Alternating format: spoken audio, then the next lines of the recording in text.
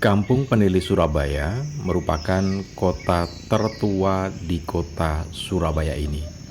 Meskipun ada beberapa tempat lain juga menjadi bagian tertua di kota Surabaya ini. Dan mereka ini adalah Kampung Penili, kemudian Taman Bungkul, dan Pagesangan. Ini bukan hanya sekedar klaim semata, tapi juga ada data-data arkeologis, artefak, kemudian juga berdasarkan catatan-catatan yang memang secara sumber bisa dipercaya sebagai sumber sejarah. Nah, kali ini kita akan melihat dan juga membuka catatan-catatan sejarah tentang kampung kuno atau kampung purba atau kampung tertua di kota Surabaya.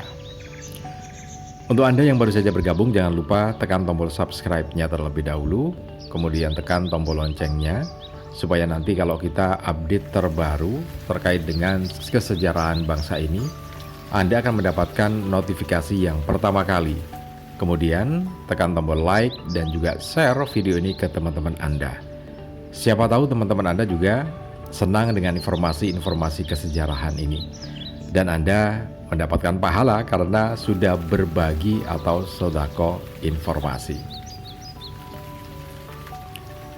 Kampung Penili Surabaya ini berdasarkan catatan dan bukti arkeologis ya.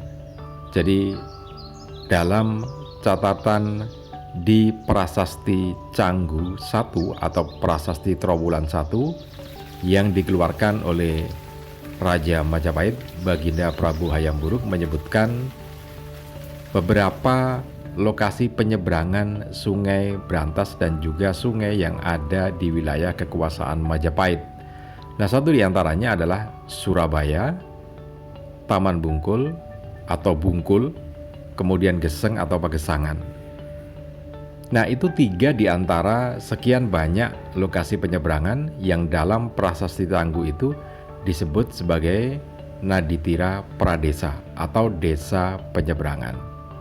Nah, berdasarkan dari catatan prasasti itu sebagai sumber primer, kemudian dicari data-data lainnya, termasuk diantaranya di Kampung Penili ini yang didapatkan artefak dan juga bukti arkeologis yang ada.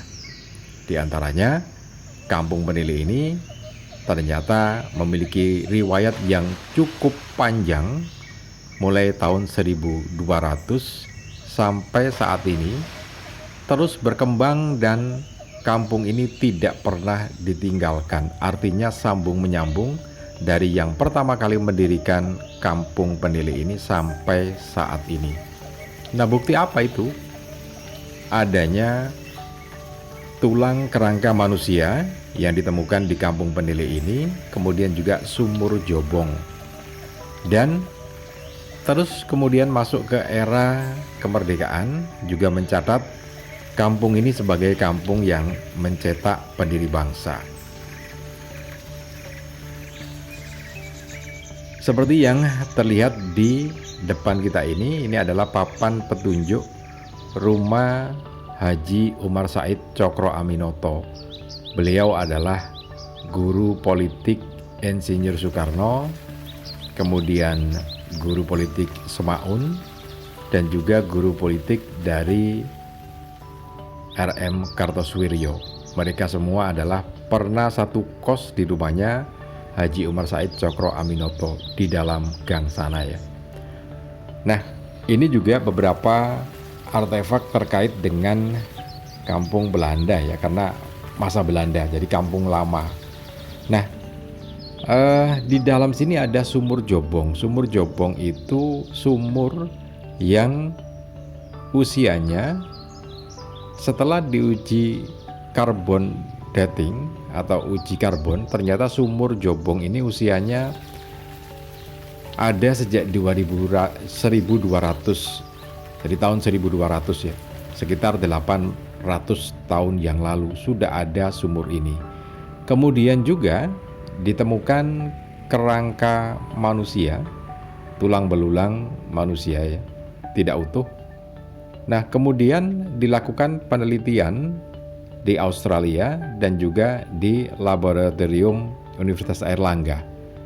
Ternyata beberapa catatan dari hasil penelitian di laboratorium itu diantaranya usia dari tulang atau kerangka manusia itu yang tidak utuh itu menunjukkan era Majapahit. Artinya orang yang ada atau kerangka manusia ini hidup di era Majapahit.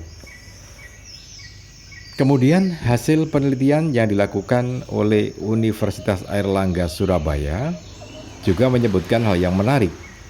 Ternyata DNA dari tulang atau kerangka yang ditemukan di wilayah Pandean di Kampung Penele ini, DNA-nya sama atau identik dengan warga yang tinggal di Kampung Penele saat ini. Apa artinya ini? Artinya mereka yang tinggal di Penele saat ini sangat besar kemungkinan adalah keturunan dari orang-orang yang dulu di era Majapahit juga tinggal di sini karena mempunyai kesamaan DNA. Nah, itu juga berarti bahwa Kampung Penele ini secara keilmuan, secara ilmiah memang benar ada sejak era Majapahit 1200-an dan terus-menerus tidak pernah ditinggalkan oleh orang-orang di sini sampai turun-temurun hari ini.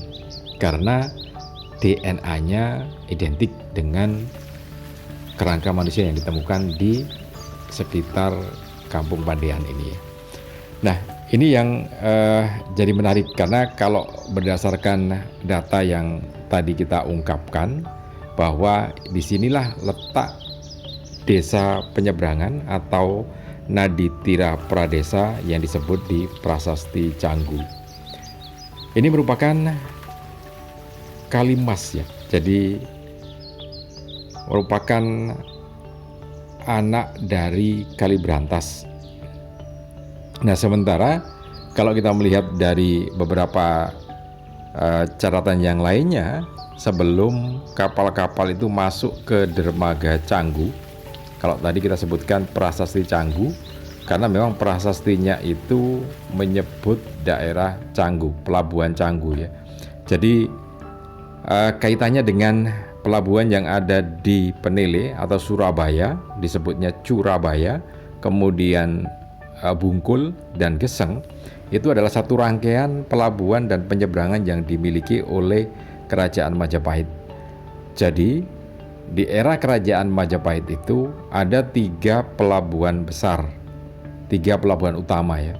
Yang utama adalah Pelabuhan Canggu, lokasinya diperkirakan kemungkinan besar di Canggu, Mojokerto. Jadi di pertigaan Sungai Brantas ke kiri ke Kalimas lurus ke arah Porong, pertigaan sungai.